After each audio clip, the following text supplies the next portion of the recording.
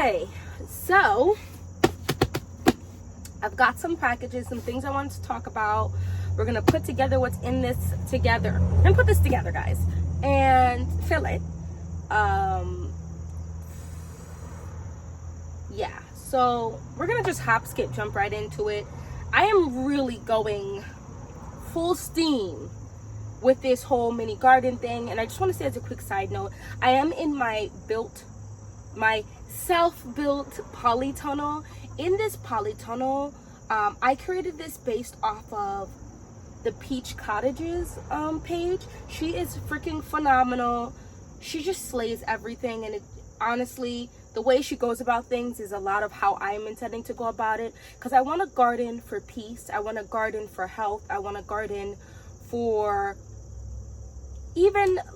homesteading purposes. I want to garden for a lot of reasons, but they all are centered around health.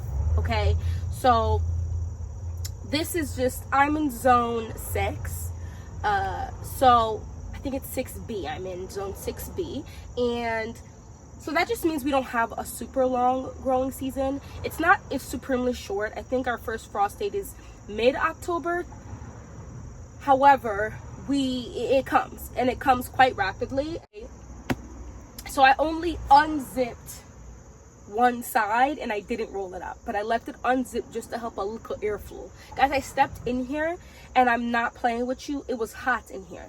It is comfortable with a bit, just the barest hint of a little cool outside, and in here it was hot. Like, not like, oh my god, it was hot to heat, like, oh my gosh, like a little like a very mild sauna. So it's gonna do something clearly. And that makes me very happy, because there's not even a lick of sun out.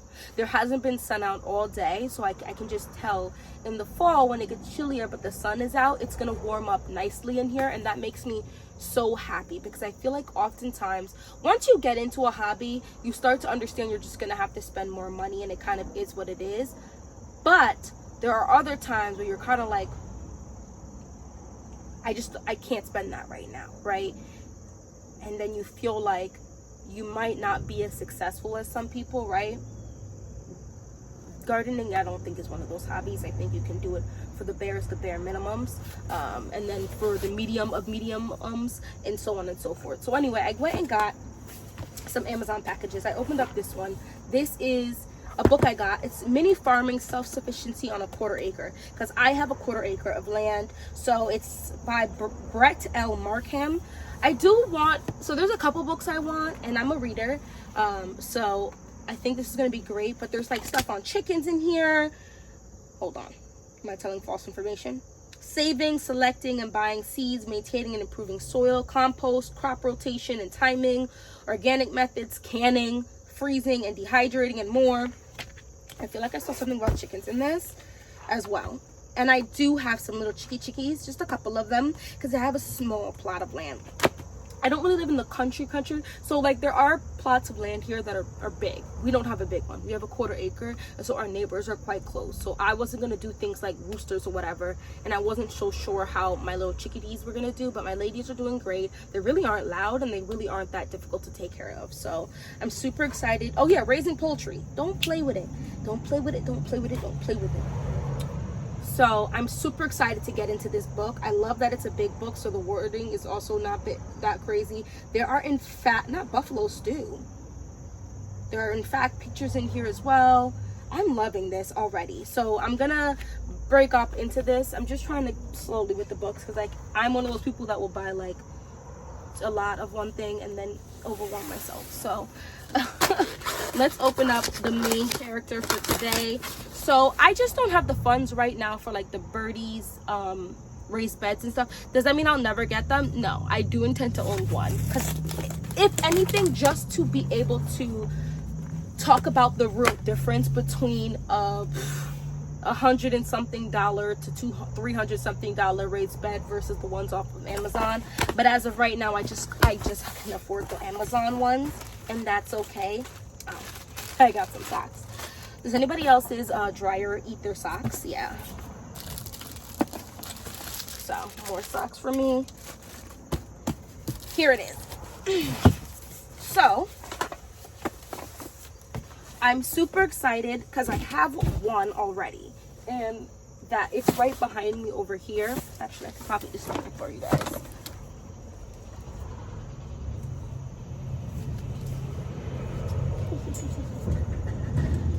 Can you see it? Yeah, right here, this silver thing, right? This is a raised bed. It's 4 by 2 by 1. What does that mean? Because when you start really like getting fairly knowledgeable on stuff, sometimes it seems so obvious, like you should just know this, but we don't. So 4 foot is the length, 2 foot is the width, 1 foot is the height. So I think this is great. I don't have a, as you can see, the start and end of the polytunnel. It's not a big polytunnel. It's small. I'm gonna extend it, probably not this year because we really are about to go into fall. I really don't need to. At least I'm trying to tell myself I don't need to. But I'm gonna extend it at least one of these cattle panels, if not, no more than 2, and extend it this way, and leave this door here so I can do another. It's almost like 2 rooms, right? And then I'll try to do like a double. I just want to see what a double, either 2 of these 6 mil plastics, or I might even just buy like the actual firm walling and see what I can do with that. I just don't know if it's gonna bend around or if it'll just be more square, which shouldn't be the end anyway.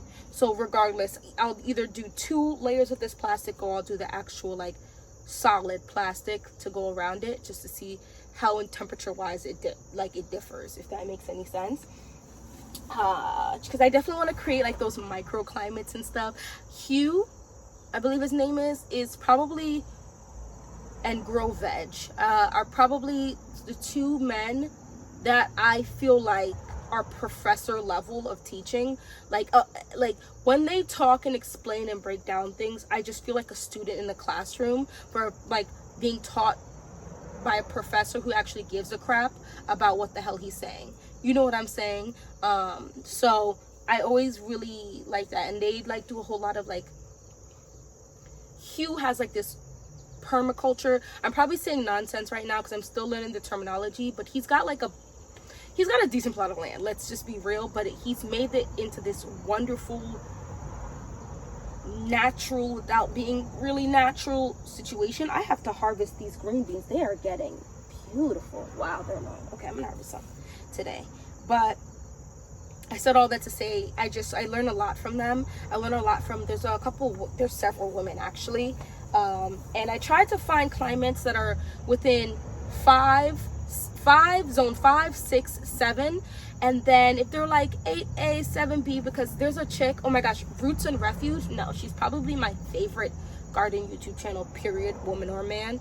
I think she's 8A, 7B. So I still watch her though, because I feel like she has a lot of things to say that just make some sense, a lot of sense, and she's interesting, and she's neurodivergent, which I love. Did I bring scissors with me? Oh man. Oh man, oh man, oh man. Okay, let's see if I can pop it with this.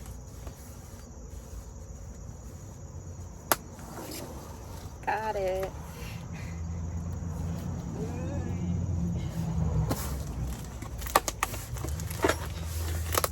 Okay. So from what I can understand, the difference between,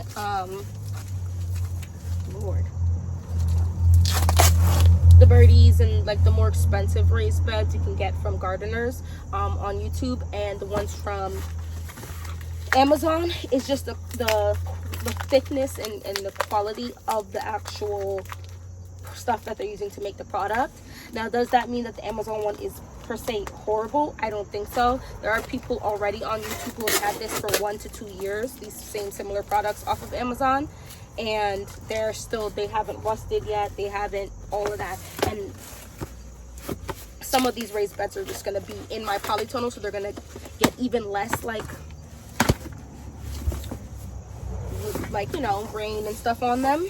So I just got the same color, and that's going to end up being what gets me, is I don't like when, not that I don't like, but since I'm cultivating my space, I do want it to look somewhat similar. So now that I have one rounded raised bed, I'm probably gonna stick with that theme, because I see some people with the square, or not square, the rectangular raised beds, and I was gonna originally go with that because I just feel like square footage wise it made the most sense, but I just like the rounded look. I think it, for me personally, the rounded look is just kind of like, I don't know, girl, like more feminine, I guess. I don't know why I think so. But then I also saw a woman on YouTube say that the square one was more difficult for her because it didn't keep its shape for some reason, which is like when they were filling it, they had to stabilize it more to put it in, which is interesting. You would think it would be more stable, but it wasn't. So anyway, let's get to putting this together. I think the first one took me about 30 minutes. So am I going to record for 30 minutes?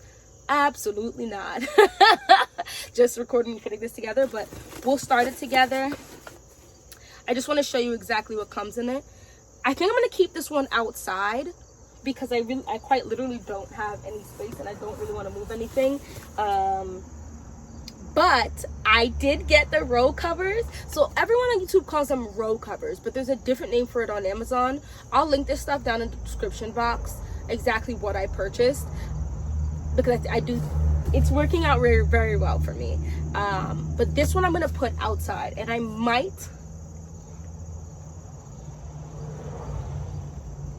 may go ahead and get one more to put outside, right? So it's like even. Yes, I know, why am I like this? But just so it's even. And because they keep claiming that the brassicas, the cauliflower, broccoli, some beans or peas, one of them, and stuff is better in the, and all these lettuces and spinaches and stuff like that is just better in the cool weather because they don't bolt as quickly.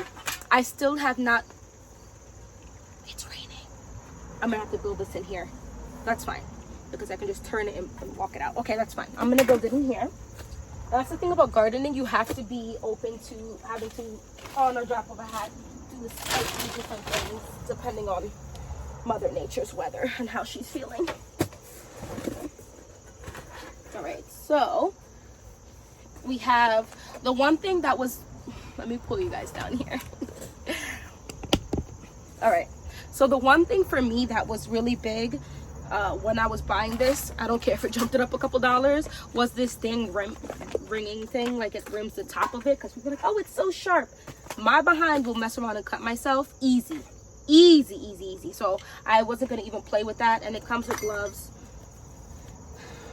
I wasn't gonna play with that at all when it comes to me, because I will slice my hand open and I have to be able to take care of these boys that I have in my home, my little children, my little bubbas. So I just have to be safe. So I got, it's literally, guys, it's $35 for these. So I do like that, you know. Some people, you know, of course we like American made and stuff like that as well, but when you can afford it, go ahead and switch. But until then, you can do something like this. So it just comes with it. And what I really like about this as well is it comes with all of its tools. My husband is a blue collar worker, so I'm not gonna act like I don't have tools in my home, because my husband has his heavy duty tools, and I have my femme fatale tools, my little girly tools that work. They're just not as heavy duty.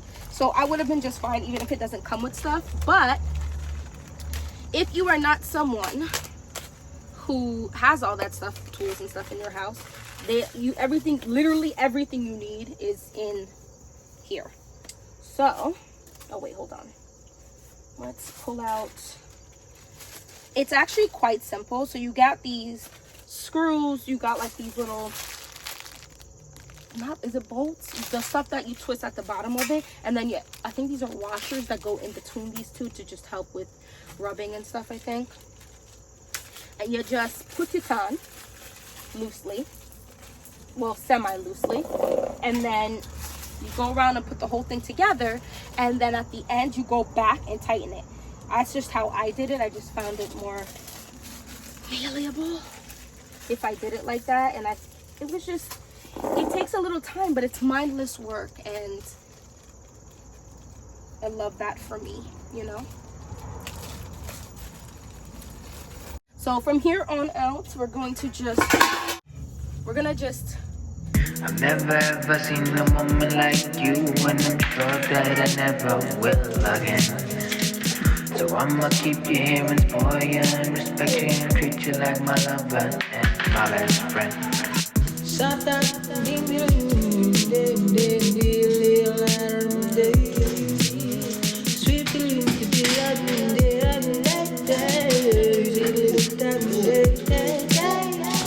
I've never ever seen a moment like you, and I'm sure that I never will again. So I'ma keep you here and spoil you and respect you and treat you like my lover and my best friend.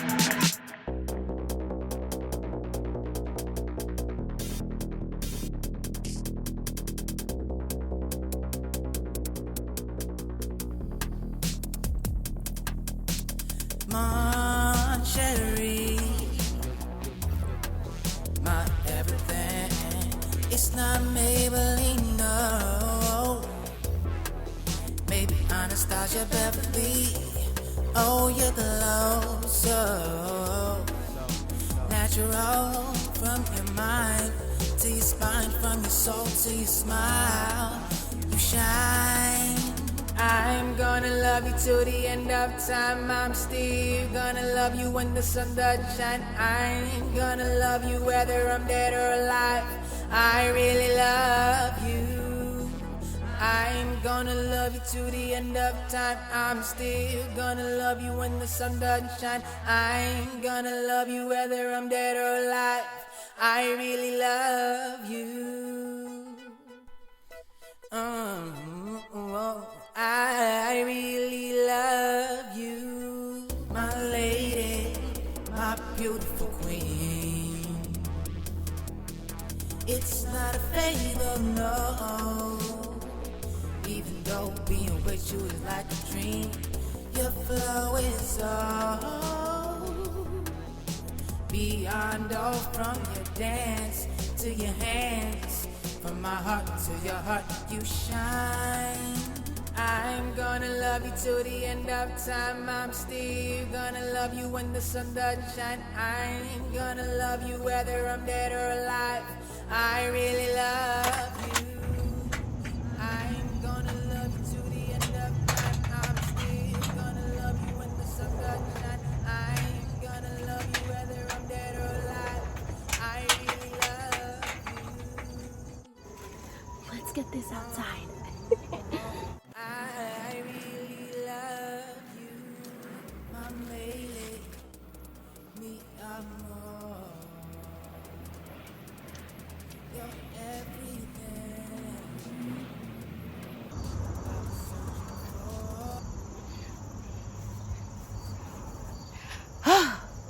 So, there goes that. I think it's been about 40 minutes. Not too shabby, if I do say so myself. So I'm gonna leave that like that. I definitely planted with this much amount of soil, and I don't think it's like the end of the world, but I might get one more bag just to fill it up a little bit more and then leave it at that. I know some people try to get as close to the top as possible, but your first year or two of gardening is just so expensive, especially when you try to do things like this pot tunnel and all of these raised beds and stuff. So I don't think it's the end of the world. And then the following year you get a couple bags and you really don't have to get tons of new fresh soil. You're just amending at that point. If you haven't already and you enjoyed this video, go ahead and hit that like button and subscribe. Join this little tribe, and hopefully I see you in my next one. Bye bye.